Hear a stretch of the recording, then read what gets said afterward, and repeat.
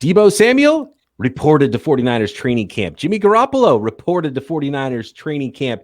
Neither on the injury list. There is an injury list to start camp. There's a rather small list of PUP and NFIs. We'll get into all of it, plus the training camp opening press conference as well for the San Francisco 49ers 22 season is on. We'll talk about it right now on Locked On 49ers.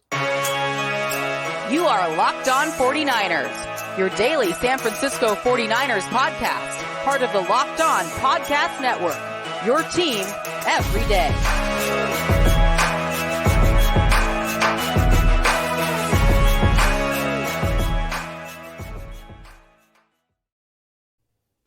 Welcome to Locked On 49ers. Brian Peacock, Eric Crocker, and a very special guest on this Wednesday, another Winky Wednesday here as we open training camp, recording this Tuesday evening. So if it's Wednesday morning, you're listening and there's some breaking news that we don't know about, that is why, because the 49ers just reported training camp and it is on. I'm pumped for it. I'm going to put our names on the screen if you're watching this on YouTube, so you know our handles at BD Peacock, at Eric_Crocker, at Bay Area Wink on Twitter. Thanks for making Locked On 49ers your first listen here on the Locked On Podcast Network, your team every day. Training camp is on. Wink, are you surprised that Deebo Samuel and Jimmy Garoppolo reported to camp on day one?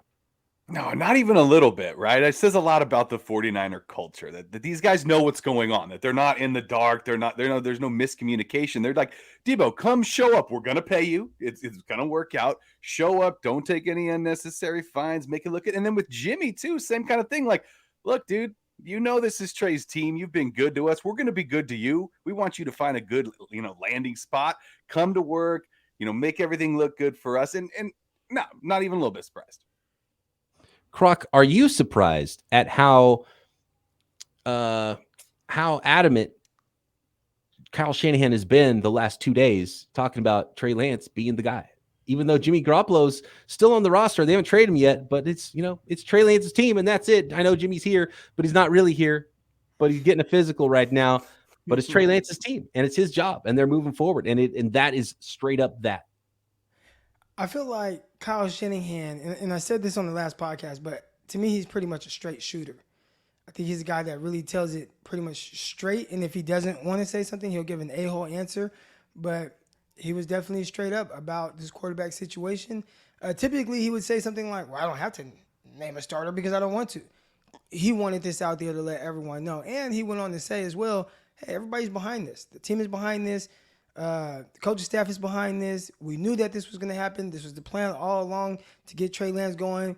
I heard him on the TK show talk about, like, I feel like I've said that Trey Lance was our quarterback, but it's like nobody's listening to me. All right, but I think people heard him loud and clear now. He made it very obvious. Yeah, he said the team is ready for Trey on the TK show and pretty much reiterated all of that in the press conference on Tuesday on the opening day of 2022 training camp. And I think part of it, Wink, is like letting the team know too, just to make sure that everybody, like national media guys who keep saying like, oh, hey, I won't be surprised if Jimmy Garoppolo is the starting quarterback, is going to win that job because he's going to training camp because he hasn't been traded yet, right? So to tell the national media guys, to tell the local media guys who already knew, we already knew. He didn't have to tell the podcasters. We've been telling this story for a while this offseason. And to let the team know, just let everybody know what the score is, so that just doesn't need to be a topic. You don't have to ask George Kittle, hey, would you rather have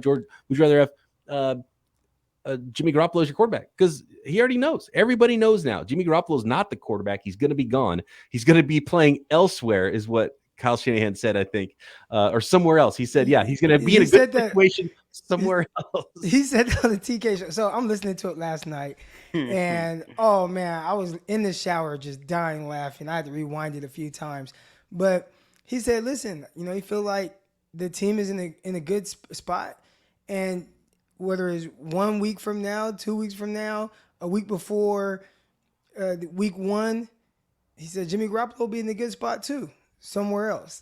I was like, wow, he is cutthroat, man. Yeah, He's that was cutthroat. pretty funny. And real quick, I do want to say, because I feel like there's this like champing around this situation and Jimmy Garoppolo and Trey Lance, and I like to listen to the fan base and kind of get a pulse and then discuss a lot of the things that they're discussing, and we give it a little bit more clarity here. But I think everybody's making it seem like this is just oh man, we're better now.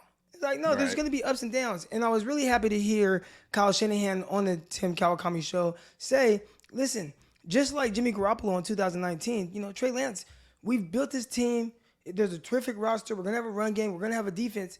We don't have to put it all on his shoulders. He's going to have his ups. He's going to have his downs. The team is good enough to carry that. And he said, the players understand that, and I hope that the fans are patient with Trey Lance. But he's made up of the right stuff, and he'll get there. And I like that. And when he says he's made up of the right stuff, you look at a guy like Kyler Murray, and they have to put a clause in his contract for him to study more, film. Well, those are the type of things you don't have to worry about with Trey Lance. He loves it. He loves the process. He's going to continue to thrive and get better, but there's going to be those lumps along the way. And I think he's preparing people for that, but also, we're going to work through it. We're going to be just fine. Don't jump off the deep end if it starts off and is not amazing. Wink, I'm sure you're excited for the new Madden and the new Call of Duty or whatever games are coming out, on the slate. But it sounds like Kyler Murray might be too excited for those things too. That's pretty amazing. I can't ever recall something like that where a team had to put that in a contract. So it obviously is a thing. It has to be a thing or that wouldn't be in there. And as a 49ers fan, you're looking at that and you're like, gosh, this guy's immensely talented. But, and the other thing, correct me if I'm wrong, guys, 4 hours a week? That's nothing. That's not a lot of time. I do that. I did that when I wasn't getting paid for it, looking at draft prospects on my own. More than 4 hours. He doesn't love the game. Easily. He doesn't love the game. Yeah. He's always gotten by on his ability throughout his entire life, and so now he just feels like, oh no, it's always worked for me in the past. I don't need to do a little extra study. I'll show up when they need me, and then that was it for him. And then, like you said, he'll go play some Call of Duty or some Madden or something like that, and that just doesn't get it done in the NFL. When teams adjust to you and they figure you out, you got to be able to adjust to them and make that step. And without that film study, it's just not going to get it done. I want to kind of take my words back a little bit. I don't know if he loves the game or not, but I would say that to have to put that in a clause for the quarterback of your team, the guy that's supposed to be the leader, lead by example, and really be the most prepared person, that feels like something of someone who maybe is going into games not the most prepared. And maybe they put that in there, but I feel like you shouldn't have to. I feel like there's certain things, right? That's like being a parent and being like, hey, by the way, tell your kids you love them. Right. And play with your kids 4 hours a week. Just say hi to your kid in the morning. Tell the kids good morning. And there's just certain things that you should just know, hey, this comes natural with being a parent, right? Like just the responsibility of it. And I think the responsibility of being a quarterback is to be the most prepared person to make sure that everything's right, everything's going well. And now that I look back on watching Kyler Murray, if you actually just watch the games, you can see a little winging it going on. The guy that's kind of running around just throwing it. I say all that to say I don't think that Trey Lance is that guy, and maybe not as natural or pure of a thrower and all these other things, but I feel like he has a work ethic where he'll get that. And it sounds like his teammates and obviously his coaches respect that as well. Oh, absolutely. I think that was the tiebreaker with those quarterbacks in the 2021 draft as well. And that's what made Trey Lance the pick. And George Kittle at the podium on Tuesday reiterated that too. Said he's got the right mindset. He's got his head screwed on right. And he just says his best thing he can do for Trey Lance is talk to him every day. And it's a tough offense to learn. It's tough to learn offenses in the NFL anyway, especially Kyle Shanahan's. And he's helping him out with that, just talking to him every day and being a good teammate and trying to talk him into throwing him the ball more. So I love hearing that from George Kittle on his young quarterback. Real quick, just to sum up the Kyler Murray stuff. The only situation I could ever think of that reminded me of this was the classic story of Jamarcus Russell and the videotape. I don't know. They might even, no, it probably wasn't VHS, probably the DVD. But basically that was when you get a hard copy, it wasn't all on an iPad back then. They give you, what was that, 2007? 2007 draft is when Jamarcus Russell came out, I think. That was the Megatron year. 2007, 2006, 2007. Yeah, Patrick Willis, I think the same class, right? Yeah. They gave him a tape of defenses for the upcoming week, and they had a feeling he wasn't watching any film when they would give him homework to do and go, or give him stuff to go watch. And so they gave him a blank one, and then just to see if he would notice, he came back the next day and they asked him about it. And he said, yeah, looks good, guys.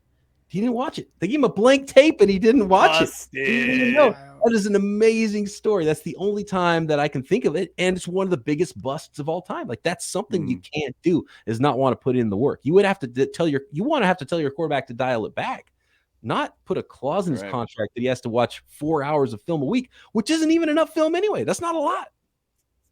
And it's uninterrupted. Like, they even put the clause in there, like, if he's playing video games or on his iPhone, it doesn't count. That's wild to me. And I think they have that, right, Croc, on those iPads where they can tell how much time. So you could just press play, have it going over here, and then be playing video games over here. Well, and that's what Kyle Shanahan had said about Trey Lance, because I guess Trey Lance logged the most hours last year during like training camp or whatever.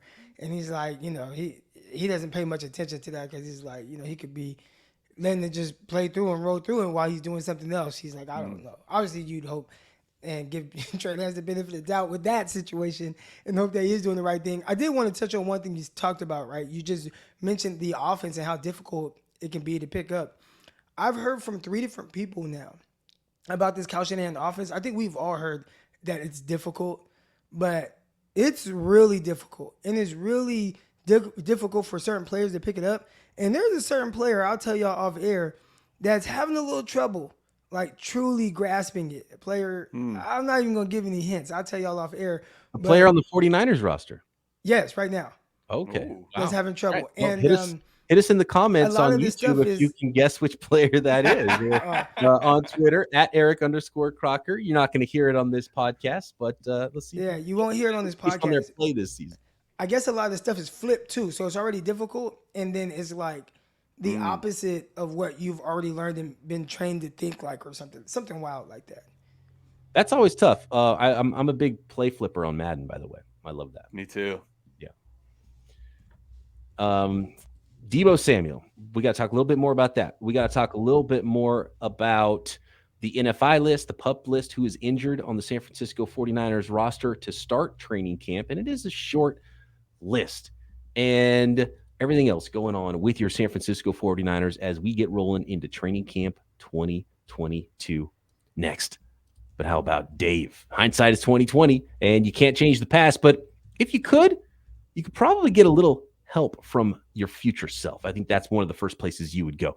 Maybe you'd ask to borrow a little cash. Now you can with Dave. Dave is the banking app that can help you get up to $500 instantly with extra cash. That's more money to fill your tank, buy any gifts that you need to catch up on those bills as well. Finally tackle those expenses that have been stressing you out without any hangups. There's no interest and no credit check needed. Millions of people have already downloaded the Dave app to get the financial relief they need with extra cash. So if you're in a pinch, need some extra help, download the Dave app and think of it as a helping hand from future you. Download the Dave app now from the App Store. That's Dave, D-A-V-E. Sign up for an extra cash account and get up to $500 instantly. For terms and conditions, go to dave.com/legal. Instant transfer fees apply. Banking provided by Evolve. Member FDIC. Thanks again, everybody, for making Locked On 49ers your first listen. For your second listen, make sure you're checking out the Peacock and Williamson NFL show daily right here on the network, and Locked On NFL Draft featuring one Eric Crocker daily right here on the Locked On Podcast Network. Wink, anything else you want to pump in the broadcasting game that you're doing right now? No, actually, before we get going off the Shanahan stuff from the press conference today, I did want to touch on kind of how he finished talking about Garoppolo too, where he was just like, we're not just going to give up one of the better quarterbacks for nothing, for anybody out there to have, because everybody right now knows that as soon as they cut Jimmy Garoppolo, Seattle's going to be like, swoop, and they have a starting quarterback. So that, and just like he had this little smile on his face, like, we know what's going to happen. Yeah, he's basically like, look, Jimmy would be a free agent probably right now, or at least, maybe traded somewhere, probably not, but we're not going to let Seattle Seahawks go swoop him up, and they shouldn't. And the way John Lynch put it is like, everybody knows what's going on. Jimmy knows what's going on, knows how the Niners feel. Niners know how he feels. The agents involved, like, everybody knows what the score is right now. So what the end result is in that plan. Actually, what about this? The best thing for Jimmy Garoppolo is a team needs him and wants to pay him all $25 million of his salary. So waiting a couple of weeks is not the worst situation for Jimmy Garoppolo. Do you think Jimmy deep down is like, I wouldn't be that hurt if Trey Lance broke his leg tomorrow? Because then I could get all $25 million and I already know the option. I've been there. You never want a guy to just get hurt, but I mean, there is the business element of I want to be on the field. Yeah. And however that is, I don't know if I've told the story about how my senior year, after the third game, I got benched. Just wild situation. I'll go in detail another time.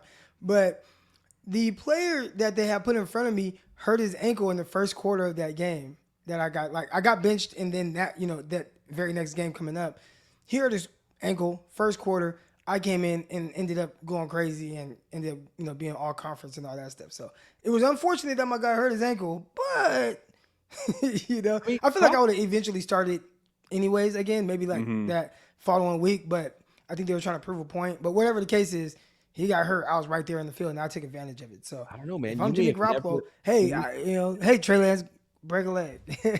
You never ended up the co-host of Locked On 49ers crop. Right. That didn't happen. Right. Yeah, could be a different world.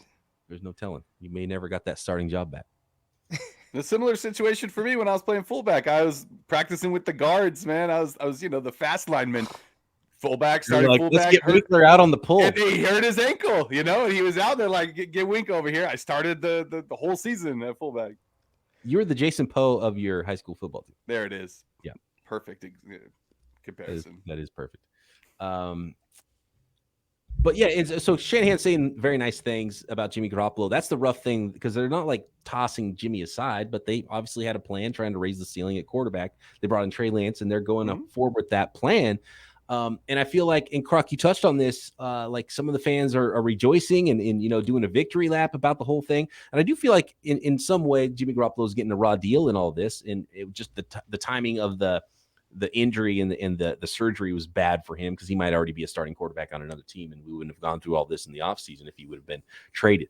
But it's like dancing on his grave a little bit, with some fans. Like, Jimmy is not a perfect quarterback. We don't know what Trey Lance is going to be, but he put his body on the line. He played through injuries for the 49ers to go win some playoff games. The 49ers were clearly better with him in there than any of the other quarterbacks they've had. They've won a lot of games. He's been a good 49er. Like, Jimmy Garoppolo's been a really good 49er. So in some ways, his exit, he's gotten a little bit of a raw deal, because it's just been such this odd quarterback competition, non-competition thing with Trey Lance. And I do want to say that, and I'm glad Kyle Shanahan said that, and I know the team really respects Jimmy Garoppolo and they like him a lot, and I do too. And I think he's been a really good 49er, even though I think it is Trey Lance's time, and that's the right move going forward. But I do think in some respects, this whole thing has created a little bit of a raw deal for Jimmy Garoppolo, especially with some fans who are, have learned to hate him more than they really needed to, because there's no need to bring one man down to bring another man up. I don't think that there would be as much of an issue if there were no Trey Lance. But because he's there, I don't know, it's like everybody just kind of grasping for that and feeling like, and I've seen this on both sides, feeling like you have to prop up one quarterback and push down on the other quarterback. And I just don't think that's right. And you talked about people dancing on graves. I just saw a video of RG3, and it was like he was acting like he was Jimmy Garoppolo walking into the facility, and they like knocked the ball out of his hand and like threw him out the door like he was throwing them out the building. And he said, "This is what they're doing to Jimmy Garoppolo." I know some of it's just fun, but the human element of it, Jimmy Garoppolo has been a great guy and a great locker room guy. His players, his teammates love and respect him. And there is the business part of it, but I do feel like maybe it's the way these things have played out. It's kind of drug out in the media. It's almost like the media has pinned the two players against each other, the two quarterbacks. It's made it kind of difficult. And you almost wish that Kyle Shanahan would have just came out and said what he said today or, in Tuesday's presser. If he would have said that right after the season or so, I think maybe things wouldn't have got as kind of nasty when it came to the two quarterbacks. So I got a question for you guys here. So what do you think? Does Trey Lance need to get banged up in the preseason or in during training camp in order to keep Jimmy Garoppolo on the roster heading into the season, even as a backup? Is that a possibility? Is that like the only way you could see something like that happening, or is that not even? You don't even think that's a possibility, even if he gets a little dinged up? I feel like you got to try to get a different veteran backup, even if that's the case. And he would be a valuable backup. He'd be the best backup the 49ers could get, or any team right now could get. But And obviously if he ends up taking a pay cut that would put him right where he would have been with a backup with another team, that's a big part of it. You just can't take his whole salary for sure.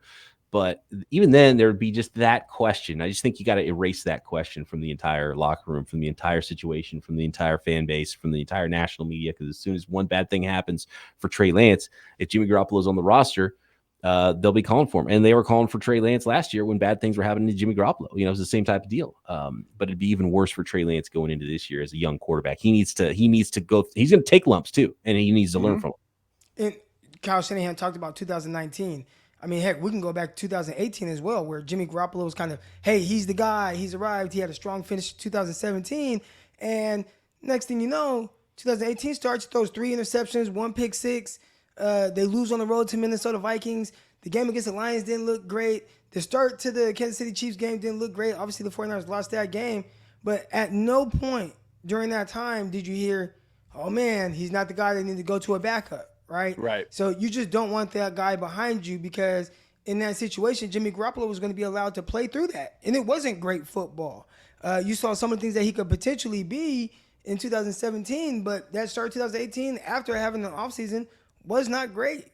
And then the next offseason when he was recovering from an injury, we remember the 5 straight passes intercepted in practice. Right? I mean, like those are things that he was just allowed to be able to play through. Not one person, I don't think any of y'all, I didn't hear Peacock talk about it, say, man, he threw 5 straight interceptions in practice. Oh, man, bring in Nick Mullins or bring in CJ Beathard. Like, no. Okay, we see what's going on. Get better, improve. And he was allowed to do that. I don't think that Trey Lance, if in the same situation, would be allowed to go through it if you have Jimmy Garoppolo behind you.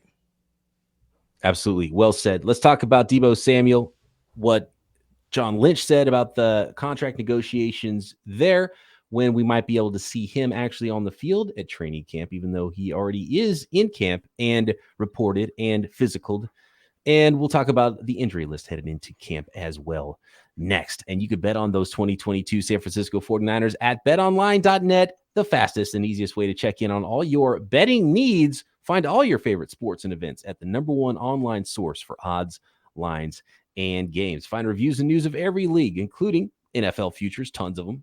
Over under 12 sacks for Nick Bosa. I think we got to do an over under betting pod here, and we can pick our overs and unders for the 49ers props this season.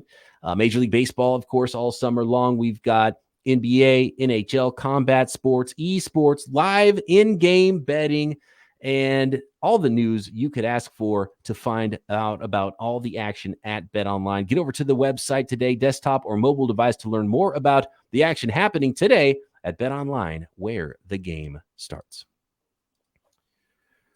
Really quick, newsworthiness of the injury report heading into training camp, and it's the smallest list of injuries I can remember going into camp. Right.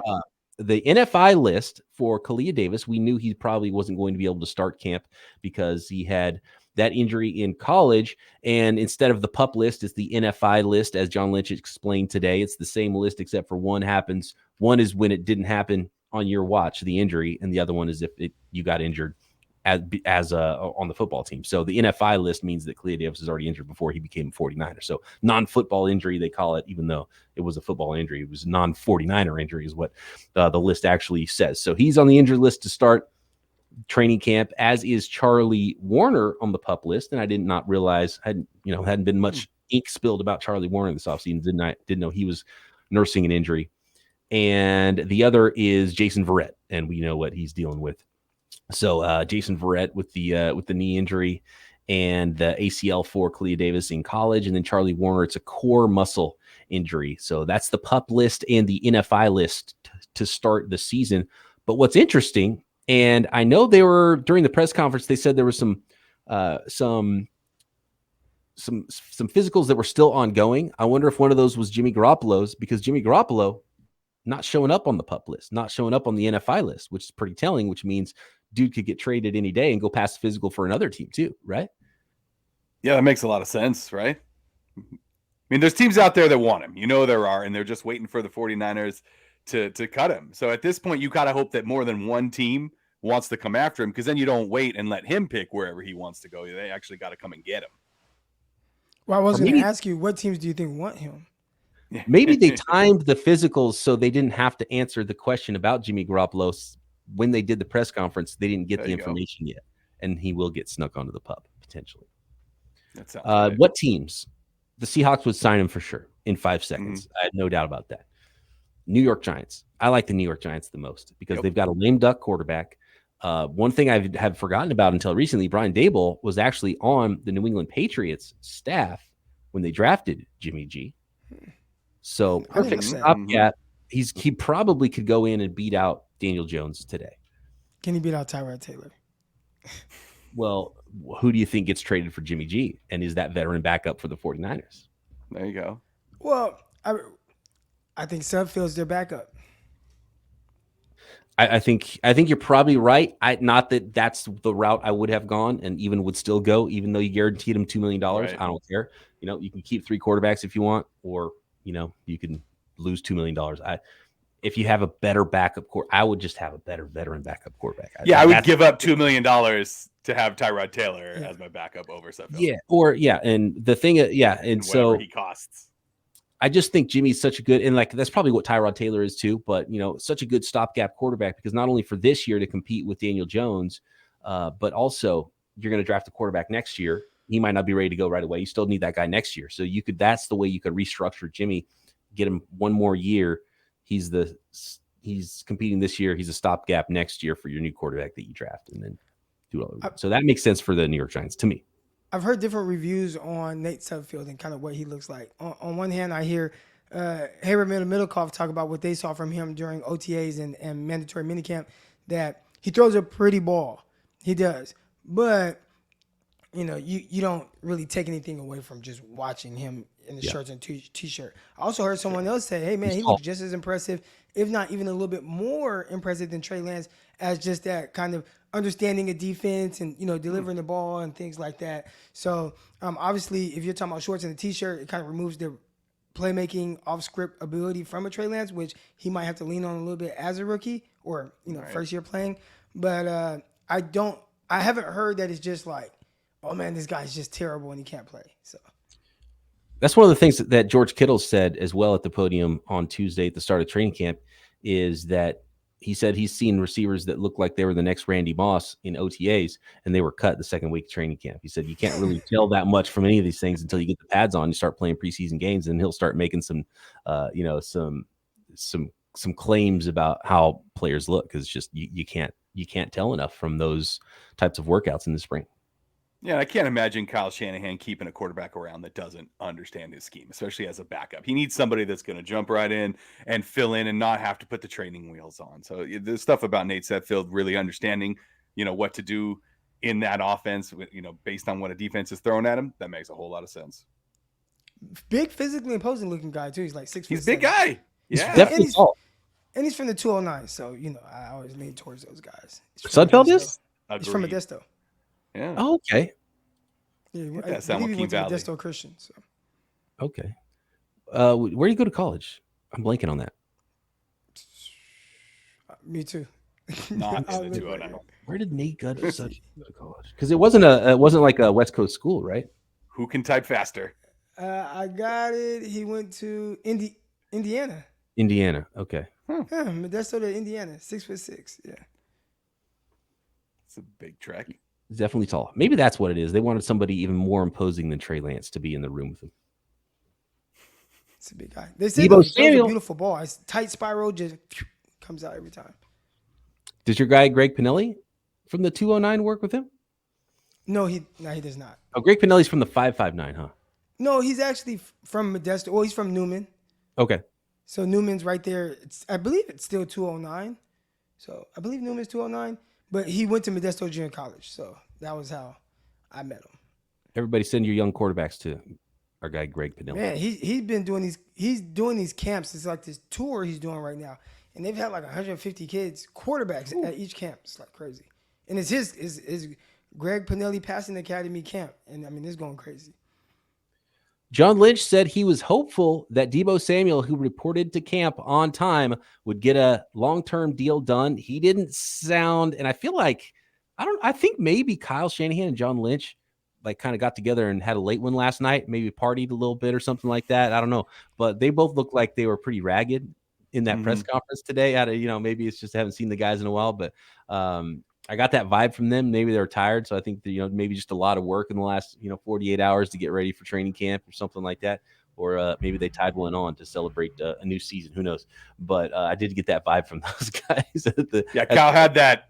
I just took 3 espresso shots right before I came out here. He's like, oh my God, I'm dragging. I got to do something right now. So he's just like ground up a bunch of coffee and snorted it. He's like, I'm ready to go. That's chewing it as he walks out. Exactly. Deebo Samuel, though, John Lynch, hopeful, had some productive talks, he said, with Deebo's camp about a new deal being done. The new deal has not been done. But remember, my prediction was that he signs a deal tomorrow or whenever at some point after the conditioning test is when Deebo's going to sign his contract. So I think we're still on pace for that. We'll find out if Deebo signs in the next couple of days here and actually hit the field, or if he hits the field anyway, or if he holds in. But hopeful. Are you guys hopeful? Where's your Deebo meter right now? Because it really kind of teetered up and down for me before the draft. Once the draft happened, I knew he'd be back. I just didn't know how difficult of a situation it was going to be, but he showed up to minicamp. He's now in training camp with the 49ers. So, I mean, hopeful, I think that undersells it. I think Deebo's going to be around. The question is, how exactly is the deal structured? I believe he's going to get signed pretty soon. I got a direct message from someone that's pretty reliable source, and they said it's happening. I put Deebo with a question mark, and they just put their heart on there. So, okay. I was at 99%, and then Croc just dropped that, so now I'm at 100%. Deal's going to get done soon. Yeah, I don't trust Croc's sources, so that actually dropped mine down to 49%. I don't even like using the word like, oh, I got sources, but I guess when you can't say who's telling you, and some people like, say who, like, no, dude, if I say who it is, they won't tell me anything anymore, so. Croc's source is his uncle back from the 209. He's like, hey, Uncle, what do you think about this one? He's like, yeah, the deal's getting done. Yeah. Big on it. All right. Good stuff. Thanks, everybody, for listening. Thanks for making Locked On 49ers your first listen every day. Don't forget, for your second listen, check out everything else the Locked On Podcast Network has to offer, including the Peacock and Williamson NFL show and Locked On NFL Draft with my guy, Eric Crocker. And Wink, thanks again for another successful Winky Wednesday. Hey, my pleasure, gentlemen. Action News 8 Sports with Nick Winkler. Can't believe it. I didn't play your intro music, so I had to drop a little something for you. It's outro music today. Yeah, it's outro music today. All right. Croc and I back tomorrow. Training camp is on right here, Locked On 49ers.